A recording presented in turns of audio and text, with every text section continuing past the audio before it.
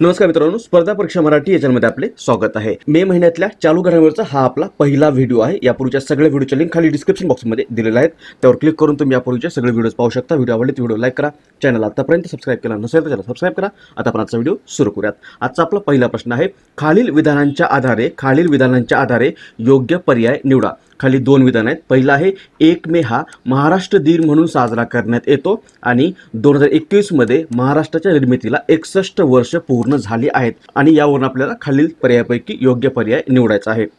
1 मे हा दिवस दरवर्षी महाराष्ट्रामध्ये महाराष्ट्र दिन म्हणून साजरा करण्यात येतो। 1 मे 1960 या दिवशी महाराष्ट्राची निर्मिती झाली होती, यामुळेच हा दिवस साजरा करण्यात येतो आणि 2021 मध्ये महाराष्ट्र निर्मितीला 61 वर्ष पूर्ण झालेली आहेत। त्यामुळे आपलं उत्तर होईल पर्याय क्रमांक 3। दोन्ही विधाने बरोबर आहेत। 1 मे आहे महाराष्ट्र दिन आणि 21 मध्ये महाराष्ट्राच्या निर्मितीला 61 वर्ष पूर्ण झालेली आहेत। आणि हे काही महत्त्वाचे व्यक्ती आहेत, त्यामध्ये पहिले आहेत यशवंतराव चव्हाण। हे कोण होते तर हे महाराष्ट्राचे पहिले मुख्यमंत्री राहिलेले आहेत। त्यानंतर श्रीप्रकाश हे महाराष्ट्राचे पहिले राज्यपाल किंवा गव्हर्नर होते। श्रीप्रकाश कधी होते तर 1956 ते 62 या काळामध्ये ते महाराष्ट्राचे गव्हर्नर किंवा राज्यपाल राहिलेले आहेत। सीताराम कुंटे हे कोण आहेत? हे महाराष्ट्राचे सध्या मुख्य सचिव आहेत सीताराम कुंटे।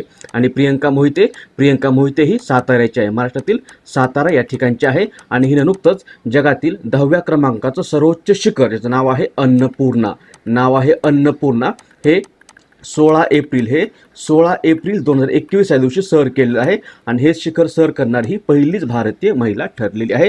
त्यामुळे ही चारही नावं आपल्यासाठी सध्या महत्त्वाची आहेत। आणि हा आहे आपला महाराष्ट्र।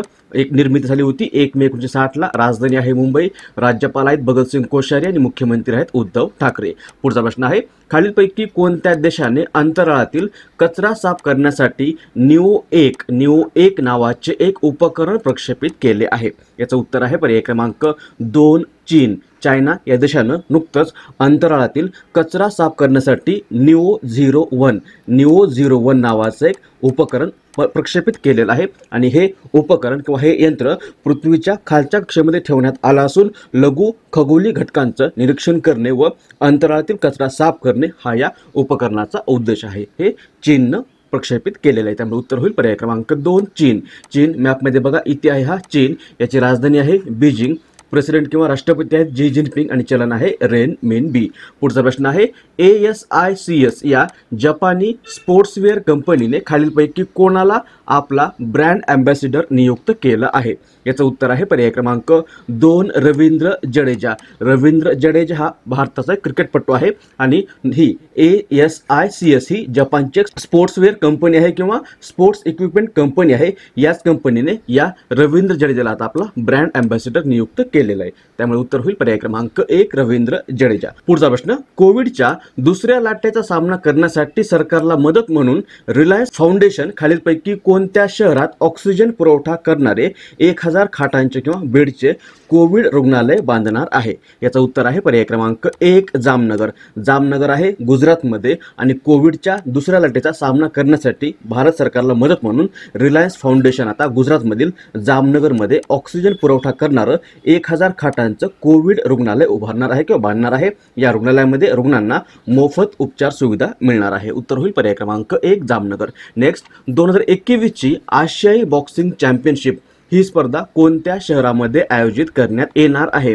आशियाई बॉक्सिंग चॅम्पियनशिप 2021 ही स्पर्धा ॲक्च्युली 2020 मध्येच होणार होती, परंतु कोविड-19 मुळे ही पोस्टपोन करण्यात आली आणि 2021 मध्ये ही भारतामध्ये नवी दिल्ली या शहरामध्ये होणार होती 21 मे ते 31 मे 2021 या कालावधीमध्ये। परंतु आता दिल्लीमध्ये सध्या दररोज 20,000पेक्षा जास्त कोविड-19 रुग्ण आढळून येत आहेत। यामुळे आता ही स्पर्धा 2021 मध्ये दुबई या शहरामध्ये आयोजित करण्याचा निर्णय घेण्यात आलेला आहे। दुबईमध्ये ही स्पर्धा आता 21 मे ते 1 जून 2021 या कालावधीमध्ये संपन्न होणार आहे। आपलं उत्तर होईल पर्याय क्रमांक 2। ही स्पर्धा आता दुबईमध्ये खेळवली जाणार आहे। दुबई आहे UAE या देशामध्ये किंवा संयुक्त अरब अमिरात या देशामध्ये। याच दुबईमध्ये 13वी म्हणजे 2020ची IPL देखील संपन्न झाली होती, जिंकली होती मुंबई इंडियन्स संघाने. पुढचा प्रश्न आहे, IPL मध्ये 50 अर्धशतक झळकावणारा पहिला फलंदाज कोण ठरला आहे? याचं उत्तर आहे पर्याय क्रमांक 1 डेव्हिड वॉर्नर. इमेज बघा, हा आहे डेव्हिड वॉर्नर. हा IPL मध्ये सनरायझर्स हैदराबाद या संघाचा खेळाडू आहे किंवा या संघाचा कॅप्टन देखील आहे, कॅप्टन किंवा कर्णधार देखील आहे. आणि हाच आता IPL मध्ये 50 किंवा 50 अर्धशतक झळकावणारा पहिला क्रिकेटपटू ठरलेला आहे. IPL मध्ये याने आता 50 केलेले आहेत. हा आहे पहिल्या क्रमांकावर. दुसऱ्या क्रमांकावर कोण आहे? तर दुसऱ्या क्रमांकावर आपला शिखर धवन आहे. याने आतापर्यंत 43 केलेले आहेत IPL मध्ये. आणि तिसऱ्या क्रमांकावर विराट कोहली आहे. विराट कोहलीने आतापर्यंत IPL मध्ये 40 अर्धशतक झळकावलेले आहेत. उत्तर होईल पर्याय क्रमांक 1 डेव्हिड वॉर्नर. इथे IPLचा उल्लेख आलेला आहे. IPLचा लॉंग फॉर्म काय होतो? IPLचा लॉंग फॉर्म आहे Indian Premier League. Long form आहे इंडियन प्रीमियर लीग. ही भारताची एक प्रोफेशनल T20 लीग आहे. हिची स्थापना BCCIने केली होती 2007 मध्ये आणि पहिली IPL झाली होती 2018 मध्ये. पहिली IPL जिंकलेली आहे राजस्थान रॉयल्सने. आता 2021ची जी IPL आहे ती भारतामध्ये 9 एप्रिल ते 31 मे 2021 या कालावधीमध्ये आयोजित करण्यात आलेली आहे. यामध्ये एकूण 8 संघ सहभागी झालेले आहेत. पुढचा प्रश्न आहे, टाइम मॅगझिनने नुकत्याच प्रसिद्ध केलेल्या टाइम्स 100 मोस्ट इन्फ्लुएन्शियल कंपनीच्या यादीत कोणत्या भारतीय कंपनीचा समावेश झाला आहे? टाइम काय? तर टाइम ही एक अमेरिकेतलं न्यूज मॅगझिन व न्यूज वेबसाईट आहे. आणि याच टाइमने नुकतंच जगातील सर्वाधिक 100 प्रभावशाली कंपन्यांची यादी, जिला नाव दिलेलं आहे टाइम्स 100 मोस्ट इन्फ्लुएन्शियल कंपनीज, ही जाहीर केलेली आहे. आणि या टाइम्स 100 मोस्ट इन्फ्लुएन्शियल कंपनीजमध्ये भारताच्या एकूण 2 कंपन्यांचा समावेश झालेला आहे. त्यामध्ये एक आहे बायजू ही ऑनलाईन एज्युकेशनल कंपनी आहे. आणि दुसरी आहे रिलायन्सची जिओ. या 2 कंपनींना या टाइम्स 100 मोस्ट इन्फ्लुएन्शियल कंपनीच्या यादीमध्ये स्थान मिळालेलं आहे. त्यामुळे आपलं उत्तर होईल पर्याय क्रमांक 4 1 व 2 दोन्ही. त्यानंतर पुढचा प्रश्न आहे, खालीलपैकी कोणता दिवस कार्यस्थळी सुरक्षा व आरोग्य यासाठीचा जागतिक दिन म्हणून साजरा करण्यात येतो? उत्तर आहे पर्याय क्रमांक 2 28 एप्रिल. कार्यस्थळी सुरक्षा व आरोग्य यासाठीचा जागतिक दिन. कार्यस्थळ म्हणजे कामकाजाचं ठिकाण. या ठिकाणी होणाऱ्या दुर्घटना व उद्भवणारे आजार यांना प्रतिबंध घालण्यासाठी ILO म्हणजे इंटरनॅशनल लेबर ऑर्गनायझेशन किंवा आंतरराष्ट्रीय कामगार संघटनेच्या वतीने दरवर्षी 2003 पासून हा 28 एप्रिल हा दिवस कार्यस्थळी सुरक्षा व आरोग्य यासाठीचा जागतिक दिन म्हणून साजरा करण्यात येतो. उत्तर होईल पर्याय क्रमांक 2. पुढचा प्रश्न, जागतिक आरोग्य संघटनेनं कोणत्या वर्षापर्यंत जगातील 50 दशलक्ष मुलांना लसीकरण करण्याचं लक्ष्य ठरवलं आहे? याचं उत्तर आहे पर्याय क्रमांक 4 2030. जागतिक आरोग्य संघटनेनं आपल्या भागीदारांसोबत नुकतीच एप्रिल 2021 मध्ये जगभरातील साथीच्या आजारांशी संबंधित एक बैठक घेतलेली आहे. आणि या बैठकीमध्ये जगातील साथीचा आजार आणि लहान मुलांना देण्यात येणाऱ्या गोवर व इतर साथीच्या आजार प्रतिबंध लसीकरण वाढवण्यावर चर्चा केलेली आहे. आणि 2030 या वर्षापर्यंत जगातील जवळपास 50 दशलक्ष एवढ्या मुलांना लसीकरण करण्याचं लक्ष्य यावेळी ठरवण्यात आलेलं आहे. त्यामुळे उत्तर होईल पर्याय क्रमांक 4 2030. इथे जागतिक आरोग्य संघटनेचा उल्लेख आलेला आहे. जागतिक आरोग्य संघटनेला इंग्लिशमध्ये वर्ल्ड हेल्थ ऑर्गनायझेशन असं म्हटलं जातं. हिची स्थापना झाली होती 7 एप्रिल 1948ला. मुख्यालय आहे जिनिव्हा स्वित्झर्लंड या ठिकाणी. आणि सध्याचे प्रमुख किंवा DG आहेत टेड्रोस ॲधनॉम. पुढचा प्रश्न आहे, खालीलपैकी कोणता दिवस जागतिक कामगार दिन म्हणून साजरा करण्यात येतो? याचं उत्तर आहे पर्याय क्रमांक 3 1 मे. 1 मे हा दिवस दरवर्षी जगभरात जागतिक कामगार दिन म्हणून साजरा करण्यात येतो. जगभरातील कामगार चळवळींचा गौरव करण्यासाठी दरवर्षी 1 मे हा दिवस जागतिक कामगार दिन म्हणून साजरा करण्यात येतो. तसंच जगभरातील 80 पेक्षा जास्त देशांमध्ये हा दिवस राष्ट्रीय सुट्टीचा दिवस म्हणून देखील साजरा करण्यात येतो. आणि हा होता कालच्या व्हिडिओमध्ये तुम्हाला विचारलेला प्रश्न. जागतिक आर्थिक मंचद्वारे प्रसिद्ध करण्यात आलेल्या ऊर्जा संक्रमण निर्देशांक 2021 मध्ये भारत कितव्या क्रमांकावर राहिला आहे? याचं उत्तर सर्वांनी बरोबर दिलेलं आहे. उत्तर आहे पर्याय क्रमांक 2 87व्या. हा जो निर्देशांक आहे जागतिक ऊर्जा संक्रमण हा निर्देशांक वर्ल्ड इकॉनॉमिक फोरम किंवा जागतिक आर्थिक मंचने प्रसिद्ध केलेला आहे. हा जवळपास जगभरातील 115 देशांचा निर्देशांक असून यामध्ये पहिल्या क्रमांकावर स्वीडन हा देश राहिलेला आहे. पहिल्या क्रमांकावर आहे स्वीडन, दुसऱ्या क्रमांकावर नॉर्वे राहिलेला आहे आणि आपला भारत राहिलेला आहे 87व्या क्रमांकावर. त्यामुळे उत्तर होईल पर्याय क्रमांक 2. तसंच लास्ट व्हिडिओमध्ये आपण हे 5 जीके बूस्टर विचारले होते. त्यातला पहिला होता महाराष्ट्राच्या किती जिल्ह्यांच्या सीमा कर्नाटक राज्याला संलग्न आहेत. महाराष्ट्रातल्या किती जिल्ह्यांच्या सीमा कर्नाटक राज्याला संलग्न आहेत.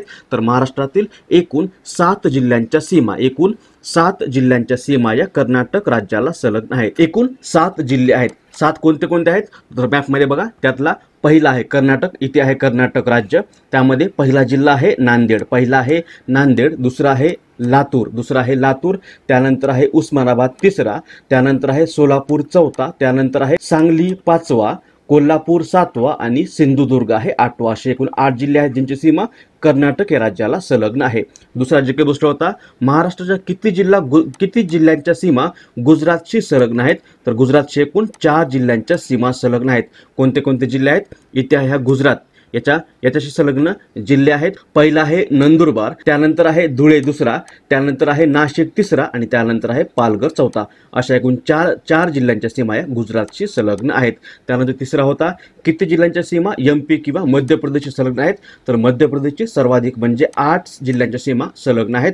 त्या 8 कोणते कोणते आहेत तर त्यामध्ये पहिला आहे नंदुरबार, त्यानंतर आहे धुळे दुसरा, त्यानंतर आहे जळगाव तिसरा, त्यानंतर आहे बुलढाणा चौथा, अमरावती आहे 5वा, नागपूर आहे 6वा, भंडारा आहे 7वा आणि गोंदिया आहे 8वा. असे एकूण 8 जिल्हे आहेत त्यांची सीमा मध्य प्रदेशशी संलग्न आहेत. त्यानंतर होता महाराष्ट्राची सीमा एकूण किती राज्यांना भिडलेली आहे. महाराष्ट्राची सीमा एकूण 6 राज्यांना भिडलेली आहे किंवा लाभलेली आहे. 6 राज्य कोणते कोणते आहेत त्यामधलं पहिलं राज्य आहे गुजरात. पहिलं येईल गुजरात, दुसरं येईल मध्य प्रदेश, तिसरं आहे छत्तीसगड, चौथं आहे तेलंगणा, 5वा आहे कर्नाटक आणि 6वा आहे इथे गोवा. अशी एकूण 6 राज्य आहेत ज्यांची सीमा आपल्या महाराष्ट्राशी भिडलेली आहे. आणि 5वा जीके बूस्टर होता अमरावती जिल्ह्यातील डॅश हे ठिकाण विदर्भाचे नंदनवन म्हणून ओळखले जाते. तर हे ठिकाण आहे चिखलदरा. अमरावती जिल्ह्यातील चिखलदरा हे ठिकाण विदर्भाचं नंदनवन म्हणून ओळखलं जातं. तसंच आता आजच्या व्हिडिओचा प्रश्न ज्याचं उत्तर तुम्हाला खाली कमेंट बॉक्समध्ये द्यायचं आहे. प्रश्न आहे सध्या चर्चेत असलेला अर्जुन कल्याण हा खेळाडू खालीलपैकी कोणत्या खेळाशी संबंधित आहे. ऑप्शन्स आहेत क्रिकेट, बॅडमिंटन, बुद्धिबळ आणि नेमबाजी. आणि हे आहेत आजचे 5 जीके बूस्टर ज्याचे उत्तर तुम्हाला खाली कमेंट बॉक्समध्ये द्यायचे आहेत. पहिला आहे गटका हा कोणत्या राज्याचा क्रीडा प्रकार आहे. दुसरा आहे 2023 मध्ये होणारा पुरुष हॉकी विश्वकप भारतातील कोणत्या राज्यामध्ये आयोजित करण्यात येणार आहे. तिसरा आहे भारताच्या मिसाईल वुमन म्हणून कोणास ओळखलं जातं. चौथा आहे राष्ट्रीय काँग्रेसची स्थापना कधी झाली. आणि 5वा आहे महाराष्ट्रात एकूण किती जिल्हे आहेत. याचे देखील उत्तर तुम्हाला खाली कमेंट बॉक्समध्ये द्यायचे आहेत. आणि या व्हिडिओची PDF फाईल तुम्हाला आपल्या टेलिग्राम चॅनलवर मिळेल. त्याची लिंक खाली डिस्क्रिप्शन बॉक्समध्ये दिलेली आहे. गेल्या काही दिवसापासून आपण PDF फाईल अपलोड केल्या नव्हत्या, परंतु आज तुम्हाला मागच्या सगळ्या व्हिडिओची आणि या व्हिडिओची देखील PDF फाईल टेलिग्राम चॅनलवर मिळेल. त्याची लिंक खाली डिस्क्रिप्शन बॉक्समध्ये दिलेली आहे.